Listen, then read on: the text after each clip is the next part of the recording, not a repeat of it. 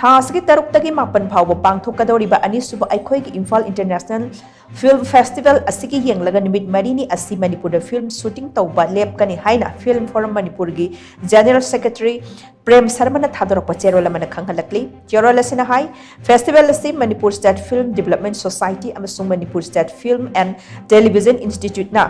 लमजिंग film forum Manipur मतेंग पांगदुना पांगथोकदबनी festival MSF DSK palace auditorium टेंथापोलिस सिनेमा कुमैक्स कौवा सिटी कन्वेंशन सेंटर अमदी चंद्रकृति ऑडिटोरियम द पांगथोकनी फेस्टिवल असिदा फिल्म गा मरी लैनबा पुमनमकना मपुंग फाना सरुक याबदा खुदोंग चानबगीदमक फेस्टिवल पांगथोकदौबा नुमितसिंग असि फिल्म शूटिंग तौबा लेपनब वारेप असि लौबनी फिल्म फोरम की सिस्टर ऑर्गेनाइजेशन सिंग फिल्म गा मरी लैनबा थबक थौरम सिंगदा